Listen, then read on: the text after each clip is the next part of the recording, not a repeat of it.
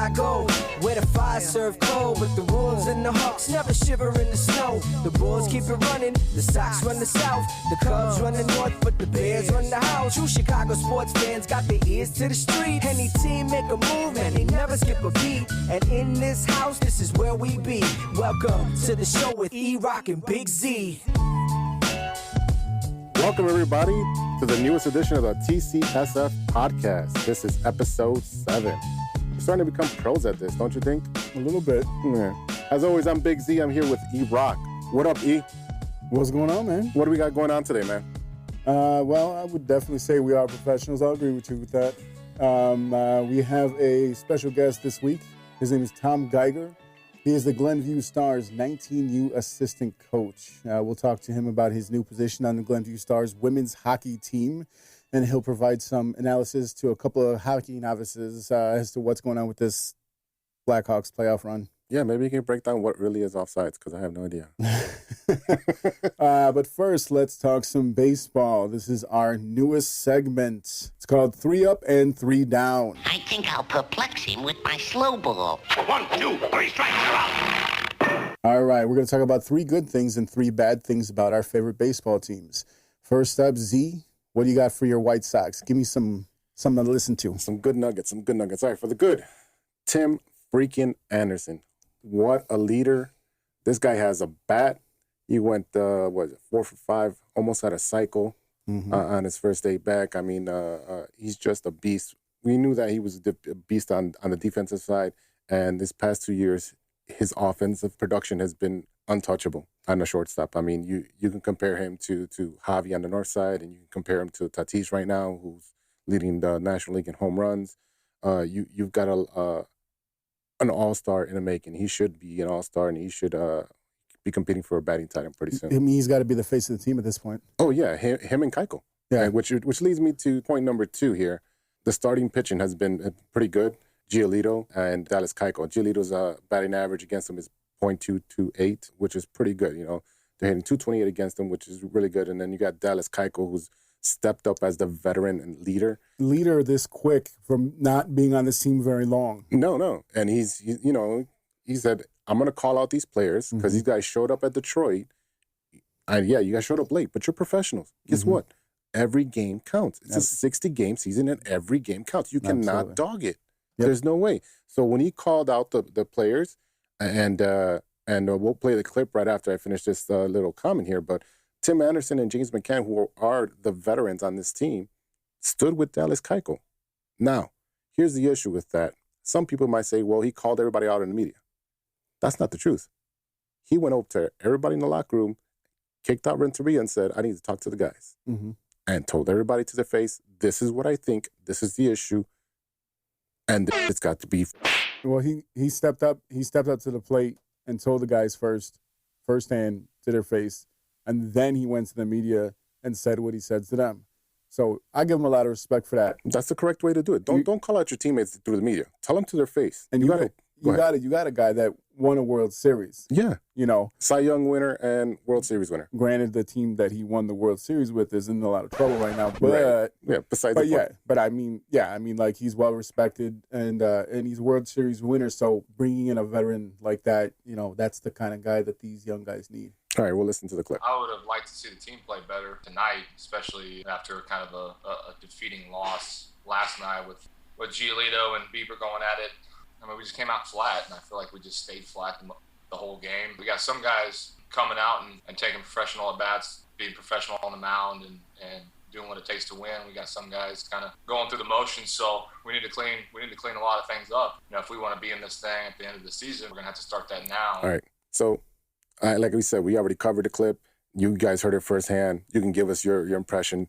You know, send us an email or a comment on our Facebook, on our Instagram, on our new Twitter account. Send us a message. Tell us what you think. Do you agree with him? Do you not agree with him? And then for my third point, my boy Ozzie Guillen. Oh, boy, I love me some Ozzie. I love that post-game and pre-game show. He's over here calling Swisher again. Yep. So if you guys didn't hear it, we'll play this clip, and you can decide for yourself. Talking about Nick Swisher. One day Nick Swisher have a bobblehead thing. Bobblehead day. Nick Swisher bobblehead day. And he comes to Juan Uribe, go, hey, Juan, look at what I got.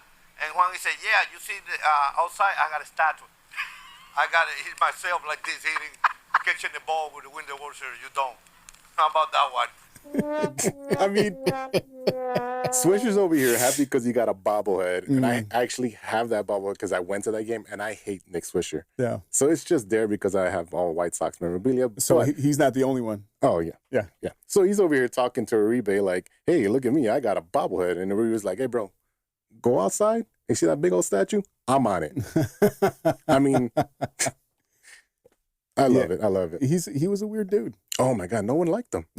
No one liked him. Towards the end of the season, that season where he was on the team, Ozzie wasn't talking to him. A lot of players stopped talking to him. Yeah. I mean, he had to go. So if that's your good, what's your bad? My bad. Injuries. The injuries are really plaguing the White Sox. And now we got Tim back, but Lurie's out with the thumb injury. He was pretty hot. He was doing great at shortstop, I'm sorry. Rodon is still hurt. Lopez is still hurt. Madrigal. You asked for him to be brought up. And then he gets hurt. And then they brought him up. Yeah. And then he gets hurt right away. Yeah. So, I mean, that's just, bad luck. That's just bad luck for players. Number 2, lineup. I'm old school. Old school. If I'm playing, I want to know that I'm going to be playing around the same spot in the lineup day in and day out. Right. If I'm number 2 today and then my coach moves me down to number 7, that's going to mess with my psyche there. This feels very Joe Madden-esque. Exactly. Mm-hmm. Guys are, especially baseball players, they're creatures of habit. So if you're doing one thing one day and then you stop doing it the other day, it gets in your head and you're like, oh, this is why I'm not playing well. Right. So now it's now more of a mental thing. And that's harder to fix than the physical. And then 3, run differential. Now, this is going to get a little numberish, but our run differential right now is a -1, which means we've scored 1 run less than we've allowed. Minnesota is +23. The Yankees are +17. Colorado +28. The Dodgers +36. Good Lord. Your favorite. Yeah, my second favorite team. And then the San Diego's Padres +19. Now, if you look at all those teams, what do they have in common? You tell me. First place. Yeah. I mean, that's ideally where you want to be, especially in a season like this.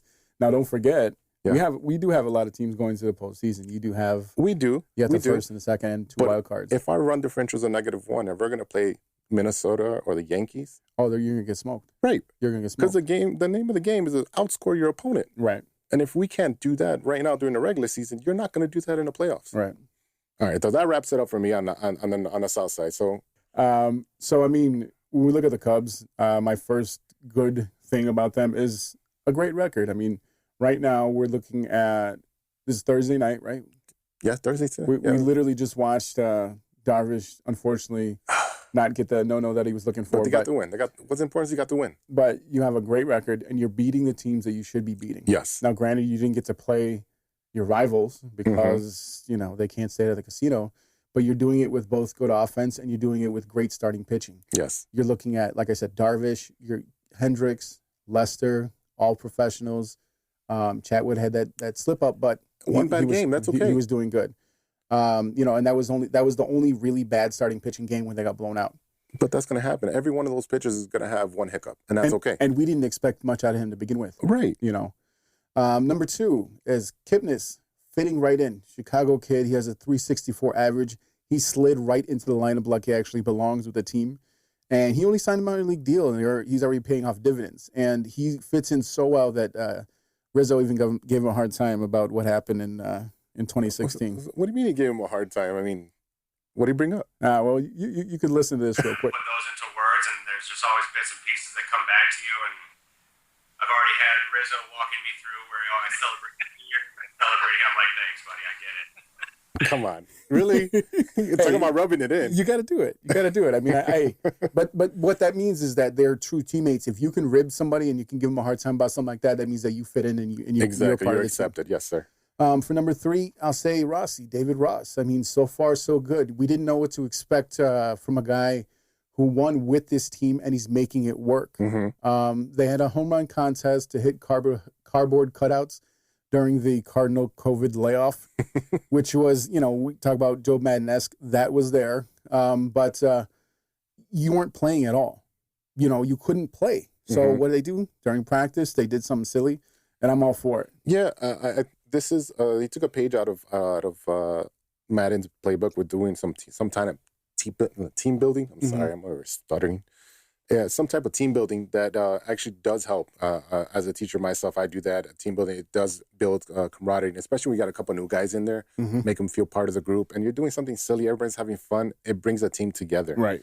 David Ross is a catcher? So usually the catcher is the smartest player on the field. He's the one guy that can see the whole field through the whole game. He's standing right there. And he's controlling the pitcher. He's controlling the defense. So usually that's the smartest guy. Now you have a real smart guy, a veteran of baseball, who's taken over a veteran team, which he played on. That makes a big difference. He's already got relationships. But that was the concern, was that, yes, he did have the relationships. Is Rizzo going to pay attention to him? Contreras and him didn't see eye to eye because Contreras thought he should be the man, but Rossi was the man, and they held, they carried him off and all that stuff. Right. And that's because Lester wanted him there. Right. And that's because Theo had a relationship with him in Boston. So here's the thing. Who was the voice, the leader on the 2016 Cubs? Who was the most veteran guy? Was it David Ross? Right. Right. So if you're going to say, are the Cubs going to listen to him?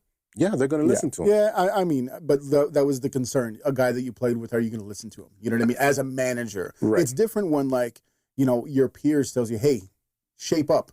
And it's different when you're like, dude, you were just one of my buddies. Like, what are you talking about? Like, you can't talk to me like that. So it's different. When one of your buddies becomes your boss, you kind of mess up there. But at the same time, how many World Series does he have? Well, look, he's a winner. We know that, and we hope to continue. I got a couple bad things, though. Oh. Kimbrel. Who? That guy. Yeah, the guy that used to have a beard. The guy that used to have a beard. Yeah. We can't tell what Samson and Samson and Delilah.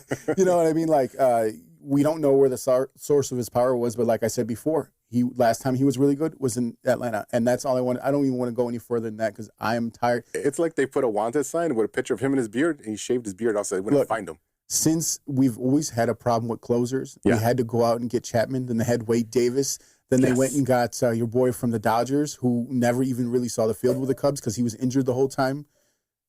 My bad. Hey, what happened? You got to edit that out. So, yeah, your boy who was Brandon Morrow, who was injured the whole time. Right. Okay. So they were scrambling. They brought in Kimbrel. And this whole time you have not had a closer that made it work. And this is going to be a problem. Okay. Number 2, being stuck in a division with the stupid Cardinals and not being able to play. We're looking at Cardinals record, who is second place right now based on record, and they're like 2-3. And the Cubs are 12-4, 13-4, or whatever it is. Right. I mean, come on.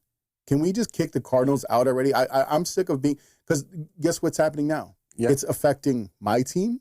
And who else is it affecting? It's affecting my team. It's affecting your team. I don't want them here if they've got some cases. Because it's not only affecting them, but it might infect them. Right. Right. And guess who they're playing right after us? Us again? Yep. Great. I can't wait. And that, kick them out already. Just say, you know what, Cardinals? Stay home. Go to the casino all you want. Have your little COVID parties and just leave us alone. No, I agree. And the one good thing is that the Cubs were able to bounce back and start right back where they left off, and they beat Cleveland, and they scored a bunch of runs in the games that they played against. Yeah, they played very well. Number 3, KB. It's got to be KB. I mean, you look at what he's done. He's looking at a 196 average for the year, 2 home runs. This is a guy that they almost traded for. And they almost traded Arenado. For Arenado. That would have been a great trade. 100%. And I said that before. That's the guy. I mean, I would have. But he has 4 ribbies, 9 runs just from being on the Cubs. And was out of the lineup today. Yeah. So, I mean, come on. What are you supposed to do with this guy? I don't know, fly his dad in so he can fix his swing again. let him go play in Vegas again. Maybe he just really wanted to be with Harper and he's still sad about it. Yeah, I don't know. So I will say I did have one kind of 3B, and that was it's not necessarily a bad thing, not a good thing. I don't know what it is. What are they going to do with Q when he comes back? You got to put him in the bullpen. You got to ease him in. Has he ever been a bullpen guy? No. Okay. Put him in long relief then. You're going to have to because that was Chatwood's role. Right. So they just got 2 guys to switch. So you got to see what he has. You can't just put him in a starting role and be like, all right, here you go. Well, because then what you do is chat with. You have 5 starters because Alec Mills has been decent too. Right. You know what I mean? So you can't. What are you supposed to do? You got to do something. You got to put him in long relief. See what he can do for us. So I'm gonna call you out right now. Oh boy. Because you forgot one thing. Uh-oh. You forgot one thing. What did I forget? Spider-Man. You know who's Spider-Man, bro? Oh, Talk to me about Spider-Man. Eloy. Yeah, man. He loves that net, bro. He loves the net. He loves the wall. I got a bad feeling about this. I mean, this man is just running all over the place. He needs to. That's why they pulled him out of the lineup the next day. I'm just like, dude. Let me tell you something. I watched Alfonso Soriano in the outfield. Mm-hmm. He's terrible. Oh, he's bad. terrible. Yes. Okay. Snapping of the glove. I watched Schwarber in the outfield. Now, I'll be fair because Ideal called me out. Ideal from the All Net podcast called me out and said Schwarber's gotten much better. He's gotten better. He's gotten much better than he was. Oh, yeah, 1,000%. But then I saw Eloy in the outfield. He's bad. And I says, man. He's bad. He makes Schwarber look like an all-star. He sure does. It's amazing. All right. Let's get off this. Man, it's going to make me upset. Make me really upset. But the boy can hit. Yeah. All right. The boy can hit. All right. Let's take a pause for the cause, and we'll be right back. We'll talk to our guest today. Our guest today is Tom Geiger. He is our hockey guru. A hockey guru, because we're a couple of novices and we're just really kind of figuring it out. All right. This is the True Chicago Sports Fans Podcast. Stay tuned. I think I'll perplex him with my slow ball. 1, 2, 3. Welcome back to the podcast, TCSF, with E-ROC and BIG Z. Eddie, let's talk about these Blackhawks, brother. Well, last episode on our overtime segment, which can be found on YouTube, we talked about what the Hawks had to do in order to advance past the Oilers, which they did. Right. I don't think either one of us will sit here and claim to be hockey experts. What we did was we found a guy that is a hockey expert. Our guest today is going to be Tom Geiger. He's an assistant coach for the 19U GLENVIEW Stars women's hockey team. He was also a JV coach and assistant coach for Notre Dame's high school hockey program. And he joins us today to talk about his new role with the GLENVIEW Stars and give us some analysis on the Blackhawks' current playoff run. What's up, Tom? Welcome to the show. Hey, what's going on, guys? Thanks for having me. All right, why don't you tell us a little bit about yourself and your hockey background? Yeah, so, I mean, I've been playing since I was a kid. Kind of grew up in Franklin Park, where I kind of met you, Eddie.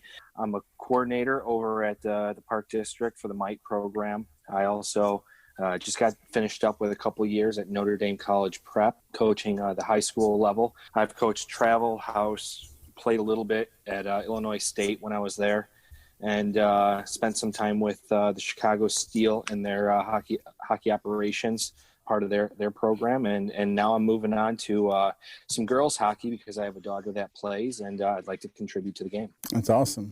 Yeah, I have had a couple of coworkers that I worked with that were real big into hockey, and he had a son and a daughter, and the daughter took to the hockey much more than the son. So it's always nice to see like these girls sports. You know, another thing I'll say about Tom is that he also helps to coach the Vipers softball teams with me, and kind of the same program there with 8U and 10U and 12U, and so I knew who I wanted to talk to when we started getting to hockey stuff. Oh, I'm glad we can reach out to an actual expert. Yeah. We're both sitting here with our Blackhawks hats on, and we saw the end of the game today. This is the Thursday game. So we watched them surprise a lot of people by being able to get past Edmonton. I think. I think when they played Edmonton, the first couple games, they started fast and hot. I didn't expect them to get past Edmonton, but this Vegas team, they have a little bit more jam than the Blackhawks do. So they play, a team game, whereas Chicago kind of relies a little heavily on their elite, their stars, elite players. Yeah. So why isn't Kane that effective right now? I mean, he had a pretty good game today, but as far as the Edmonton series, he was pretty absent that game series. Yeah, that's sport, right? You got your ups and your downs, and that's why the team game becomes such a huge necessity. I mean, Kane had 3 assists today, so I mean he's contributing, some points, he's making plays, but It's just not finding the back of the net for him. And what I think specifically is wrong with the Blackhawks just in general is they've got a lot of offensive talent, and they're just trying to do a little bit too much. On paper, I mean, I think offensively they're the superior team to the Knights, but I think that they're just not simplifying enough. So from a untrained eye, I'm watching the Blackhawks. What I'm seeing when on offense is they're trying to set up a beautiful play instead of, if I'm open and I have a shot, take it. Exactly. Does that? I mean, that's what I'm seeing with the naked eye. You guys saw you had somebody coming in on the right side about to to shoot, and then he thinks about it and then passes it into traffic to try to get a perfect pass. And just doing a little bit too much. Right. Where the Edmonton series, they see an open ice and they're taking shots and putting the pressure back on the goalie. That's what I'm seeing. Go ahead. Let's put it like this. The 3 goals that the Blackhawks did end up scoring today, they scored within 5 seconds of entering the zone. They scored off the rush. So, I mean, obviously they were entering the zone with numbers. They had good lanes, and they had multiple layers to their entry. And that was throwing the Golden Knights defenseman off, and a quick play to the net. Don't hesitate, throw the puck to the net. Anybody who listens to Eddie O, he says good things happen when you put the puck on net. And I actually got to watch the first period, and there was at least 2 or 3 times Eddie Olczyk call out mentioning that they passed up on a couple prime opportunities to just get the puck to the net. And that's one thing that's missing for them. It seems like when they're off is that they're on the offensive side trying to score. And it seems like there's 12 guys on the defense because they're trying to set up these plays and they're not going anywhere. And then they have a turnover, and now the other team has numbers and they're putting pressure on Crawford. And our defense isn't that great, but at the same time, if you have a goalie who's barely coming back, is not really, I wouldn't say he's back to normal shape and used to taking all these shots against him. Well, I don't think he can stand on his head all day. Well, because the thing is a lot of people forget that Corey Crawford had COVID. Right. And he was coming back in the Edmonton series. He came back, and he really didn't get much ice time. Now, being a goalie, you don't need ice time as much as you did if you were playing offense or defense. Me personally, I think Crawford is an elite goalie. I would put him in top 10 for sure. He's a little unorthodox in his style. His mechanics aren't the cleanest, but he is a gamer. I've always said that about him. The one thing that I can tell from him is that, aside from having COVID, he's got awful defense. You're a little kind to them. Their team defense is brutal. Yeah, I saw that one of the goals that they were moving the Knights were moving the puck around, and they got behind the net, and then the defenseman left. He stopped guarding somebody. He stopped marking him. Yeah. And the guy just moved right in front of Corey, and the pass went right in front of him, and he just shot in front of Corey and got the goal. And it's like simple things like that. And Eddie also pointed that out. He's like, you cannot leave a guy unmarked in front of the net. Right. Yeah. Yep. No. So 3 of the 4 goals that they scored tonight came from the back door, where the team defense, because there was actually 3 guys around the net for all 3 of those goals, got caught puck watching the strong side and left the guy on the doorstep wide open. Yeah. What I seen was, and I noted this down, was there's 19 goals against in 5 games. That's almost 4 goals a game. I don't think you can win a hockey series when you're getting scored 4 goals against you. Yep. Not in playoff hockey. Yeah, I mean, coming into the series, Crawford had a save percentage below 900. For an elite goalie, you want to be somewhere around the 930 range, roughly. And he was coming in sub 900. That's just not typical for him. And for me, I think he's not necessarily trusting his defense as much. And as a coach, I tell my players when they have trust issues from people not doing their job, listen, you've got to do your job. You start trying to compensate for him. And I think that's what he did on the second goal tonight is he was a little deep in his net. That's why, Nosek was able to bury it under his arm. He was off his angle. Right. That was that goal that went right between his armpit, right? Yeah. So that was like a partial 2-on-1. And Nosek was coming up the right side. He was cheating by being deep in his net so he can get over to the other side and cover the pass quicker. And that just left him susceptible to too much net open on him, and he didn't have enough reaction time to stop that puck. Right. It's one he should have had. So Tom, let's say we insert you and you're the head coach of the Blackhawks. How do you fix this? Oh man, fixing this. No pressure. Honestly, yeah, I'm probably changing the defensemen. I'm probably going to be looking for more guys like Drake Kachula to fill the bottom six for me. One of their big issues, and kind of an issue I have with Bowman a little bit, is that he kind of drafts all the same player and goes for the same player. Yes. One of the things that the Blackhawks is lacking is dimension. You know, there's three lines of defense and there's 4 lines of forwards for a reason. You know, every line has to be able to do something different and play a different role and add dimension to your game. There's just not enough sandpaper and grit in this lineup. And I think the first thing I would do is knock on Bowman's door and be like, get me some sandpaper. It's all finesse. It is. Yep. It's all finesse. So let me ask you this: with Robin Leonard being on the Hawks to start the season and getting traded over to Vegas, how much of an advantage does he have?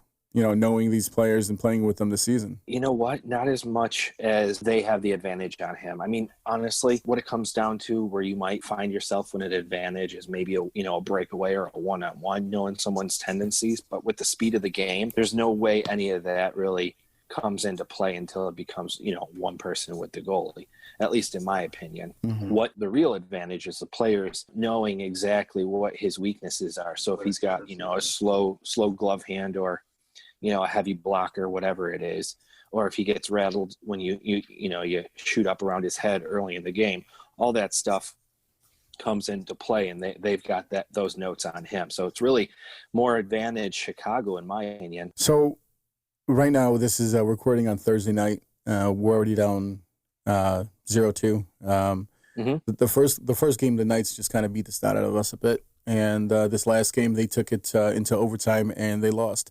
Now, a lot of the national pundits, you even have PB from Pat Boyle. Pat Boyle. Couldn't remember his name right off the bat. Even Pat Boyle says, they're going to get swept. I mean, that's kind of what the consensus was for a lot of guys. I mean, you're talking about basically a team that would not have been in the playoffs if it wasn't for the fact that we had that long break. Yeah.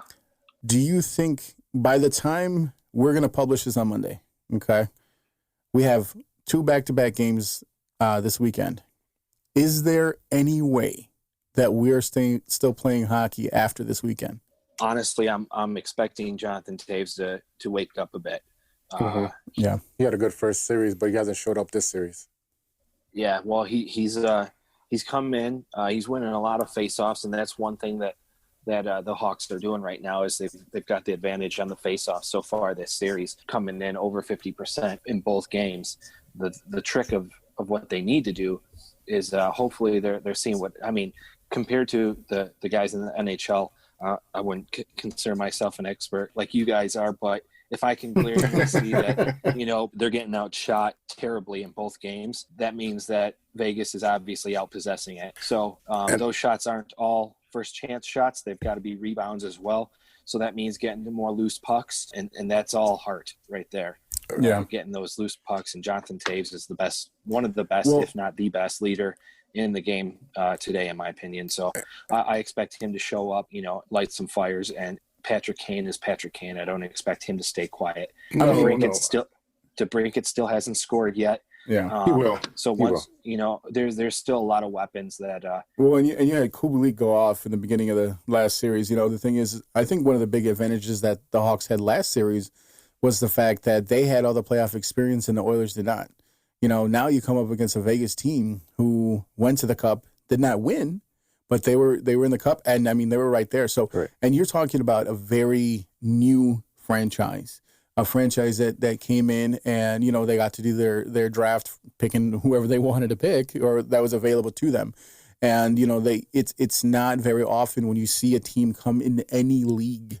I mean, you look at the Jags, they're still trying to figure it out. And they've been in the league for 20 years now or 25 years or whatever it is. The closest is probably the Marlins.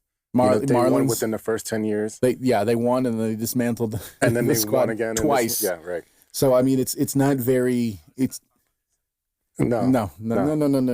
But I mean, it's not very common at all for that to be something that happens. So I mean, I'll say it's impressive what the Knights have been able to do.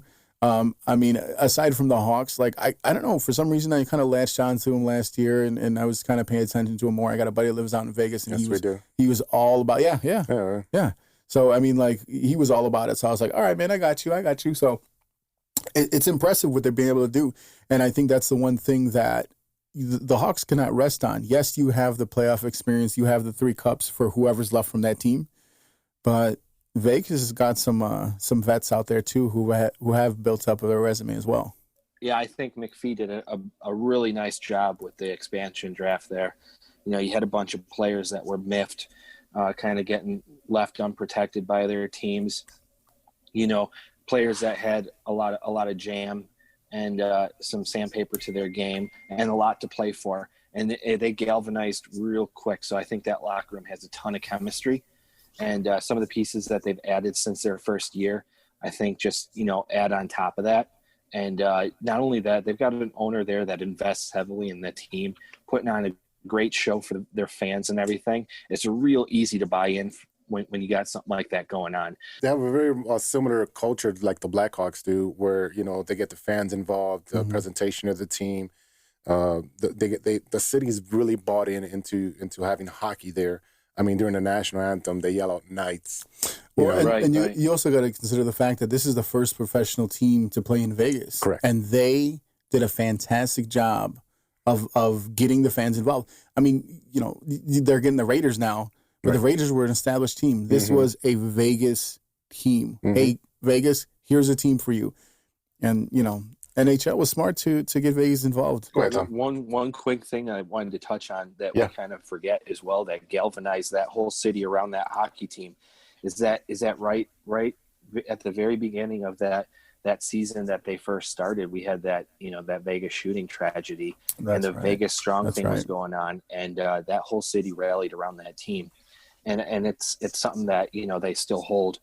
Now that's a tough thing to beat, you know, when you're got a whole city behind you, even though they're playing in Edmonton.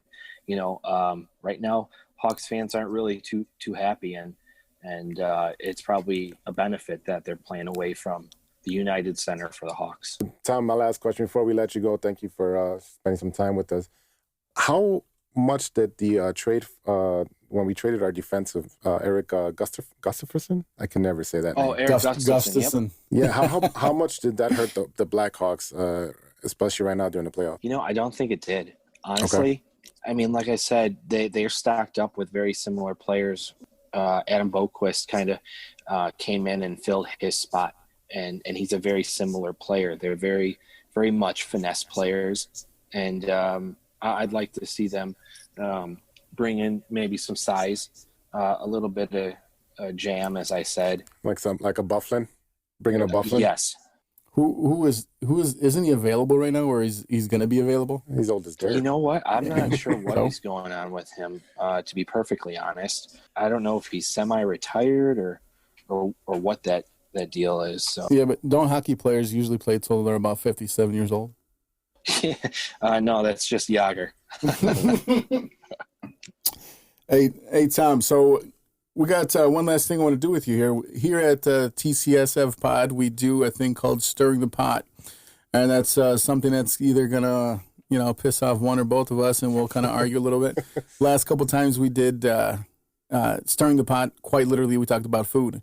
But I have something, especially with these playoffs going on right now, I have an interesting one that is sports related. Okay. Okay. So here's the question, and this can apply to any team. Okay. Sure. Would you rather this year win the championship, but never ever win another one in your life for that team? Okay. Or make the playoffs for the next 10 years without knowing if you're ever going to win?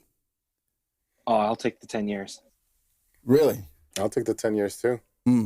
Without knowing. That's fine. That's fine. You're saying without knowing, but it is possible.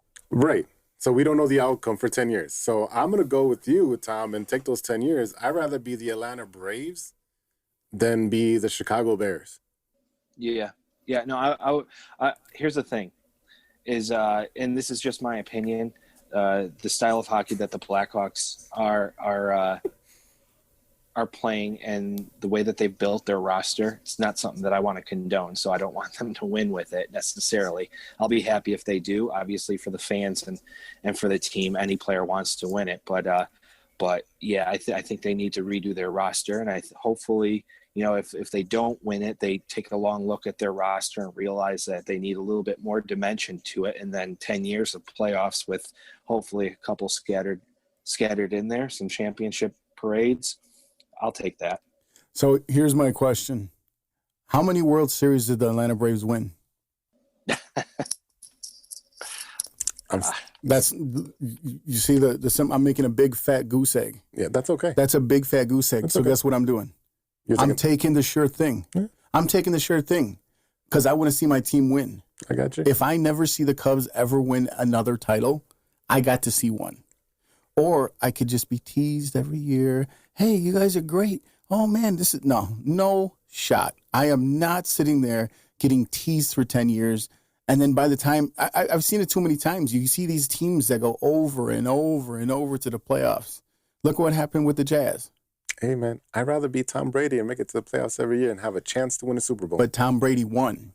That's the difference. But your question never said that they're not going to win. And that's true. But I'm guaranteed a title. Yeah, I'm taking the guarantee. I got you. 100%. We'll agree to disagree. Yeah, that's the whole point. All right, man. So that's Tom Geiger. Hey, thanks so much for coming on. We might be touching base with you again because we're just trying to figure this out. You know what I mean? Like we're kids from the city, so we didn't get a lot of hockey in our lives. I played floor hockey, and I still don't know what icing is. It goes on a cake. Yeah, there you go. There you go. All right, Tom, appreciate it. That's Tom Geiger. Thanks, guys. All right, thanks. All right, everyone, that does it this week for TCSF. Thanks to our guest, Tom Geiger, for coming on and talking hockey with us. Shout out to Spider-Man, a.k.a. Eloy. Spider-Man. Oh, boy. Oh, man. Shout out to Ronesh, Jay Soto. Shout out to Mike Logic and Ideal from the All Net podcast. Hopefully Eloy doesn't get caught up in that podcast. Catch them every other Monday, opposite when ours drops. Check us out on social media. Check out our brand new Twitter. You can find us at True Chi Fans, True CHI Fans. We got Facebook, Instagram, YouTube, Spotify. And reach out to us on our email. We do want to hear from you guys. Reach us at truechicagosportsfans@gmail.com. Got anything else? I just want to thank our fans, our support that we're receiving from our fans, and the feedback that we're getting on a weekly basis. I really appreciate it. Thank you to all those who have reached out to my personal email or through Facebook or Instagram or my Twitter. Thank you for supporting us, and we keep improving for your ears, man. You want to be in your ears every week. Or every other week right now. Let us in. Let us in. All right, y'all. All right, for Big Z, this is E-ROC. And until next time, be good to each other for the love of sports.